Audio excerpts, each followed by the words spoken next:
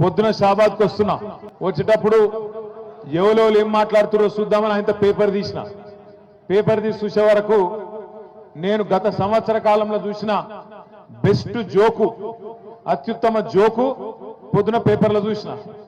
ఏంటిదా joke ఎరికేనా? రేవంత్ రెడ్డి ఢిల్లీకి పోయి ఢిల్లీలో ఆడ స్పీచ్ ఇస్తాడు రేవంత్ రెడ్డి. ఇలా పత్రికల్లో రాసిండు, తెలంగాణలో మొత్తం ఉద్ధరించిన ఢిల్లీని కూడా ఉద్ధరిస్తా, మీరు నా మాట నమ్మి ఢిల్లీలో కూడా కాంగ్రెస్ కి అధికారం ఇయ్యండి అని చెప్పి రేవంత్ రెడ్డి గారు ఢిల్లీలో చెప్తాడు.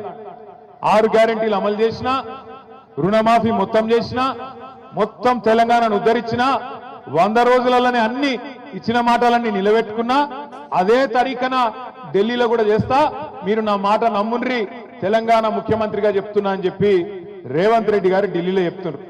ఇక్కడికి వచ్చిన మా ఆడబిడ్డలు నేను అడుగుతున్నా, మీరు జవాబు చెప్పాలి.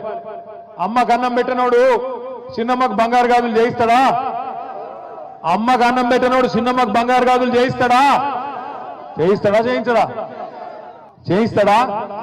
చేయించాడు. కూట్ల రాయి తీయనోడు ఏట్ల రాయి తీస్తాడా? తెలంగాణను ఉద్ధరించినోడంటే ఢిల్లీలో ఉద్ధరిస్తాడా? పోయి అబద్ధాలు చెప్పొచ్చిన ముఖ్యమంత్రి అంటాడు. 6 గ్యారెంటీలు అమలు చేసేసిందట, అయిపోయిందట. ఇప్పుడే చెన్నమ్మ చెప్పింది. చెన్నమ్మకు బాగా కోపం వచ్చింది. ఏమన్నది చెన్నమ్మ? వీడు లంగున్నాడు, రుణమాఫీ చేసినా అని చెప్తుండు, యాడ చేసిండు, నాకు 55,000 లోన్ ఉన్నది, రుణమాఫీ కాలేదు, యాడ చేసిండని లొల్లి పెడుతుంది.